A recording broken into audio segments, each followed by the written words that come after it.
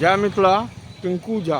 एखन हम अरेर चौक पर छी और एतऽ एगो उत्पल बूट हाउस के पास एलहुँ हैं और हमरा एतऽ सुनै छै बहुत सुंदर सुंदर चप्पल, जूता, स्कूल शूज, जूता स्कूल वाला सस्ता सस्ता मिलै छै।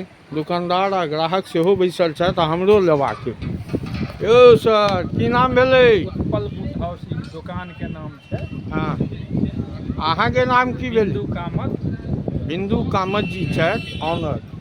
एगो चप्पल देखाउ ना हमरा। भैया देखिए चप्पल। हाँ, यह वाला चप्पल हमरा छै।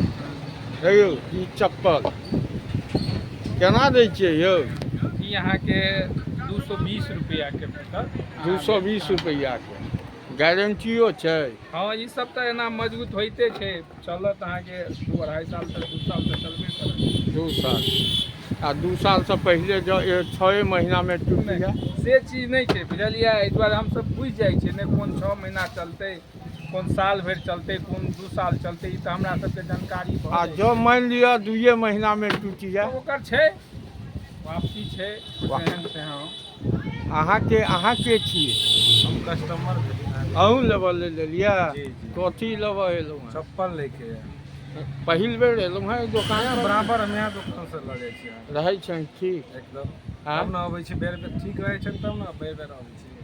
ठीक रहै छनि। एकदम।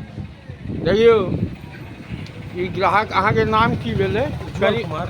पूरा परिचय दियौ अपन। उज्जवल कुमार नाम भेल, हमर घर अरेर सिनवारा भेल। अच्छा। यहाँ दुकान से अहाँके जे चीज जूता चप्पल जे होइए सब कुछ लऽ के जाइ छी। लूटै नहि छथिन? नहीं, एहन कोनो बात नहीं छै। हाँ। बुझलियै। और जे छै से अहाँ पुरान ग्राहक छियै, देख लियौ हिनकर दुकान छनि।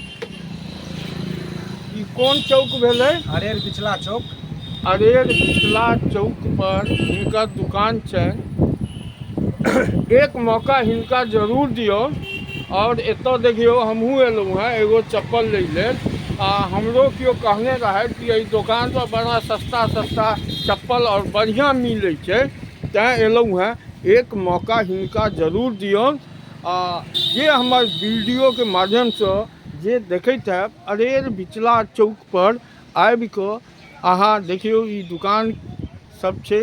ओहिके ठीक सामने में कटघारा में छनि और एते पूंजी छनि, तैँ लोक एतऽ अबै छै और हिनका से खरीदारी करै छै। 20 साल से अहाँके दुकान पर छै। कते दिन से? 20 साल से लगभग। 20 साल? लगभग। अरे बा, 20 साल पहले तो चौक पर किछु नहीं रहे। बहुत कम दुकान सब रहे, ई सब बनलो नहीं रहे रूम। और जे हमारे वीडियो के माध्यम से होता ग्राहक, उनका की देबै ना? उनका जत्ता से जत्ता, जहाँ से जहाँ भेलै कम में देबै। जे वीडियो दिखेता कि ओनाही कहता हम वीडियो सेहो बजबै ना? कम से कम में सामान देबै। तो ग्राहक जनता सुनैत हेबै की कहलथि है, अहाँके रिकॉर्डिंग रहत। एक मौका जरूर आबि कऽ हिनका दियौ और एतऽ से सब चप्पल जूता सस्ता रेंज में लऽ जाओ आ बढ़िया से बढ़िया। देखियो हमहूँ एगो पैक करेलहुँ हैं। दोसर जगह हमरो रेट ज़्यादा कहने रहथि और ई हमरा सस्ता रेट में दिलथि है, तो हमहूँ एगो पैक करेलहुँ हैं। अहूँ करबेलहुँ? जी जी। यह ब्रांड? नहीं, हम दोसर चप्पल ले लिया। नहीं, देखबियौ ने कोन चप्पल ई लऽ रहल छथि यौ, सेहो देखा देबै ने ग्राहक। नहीं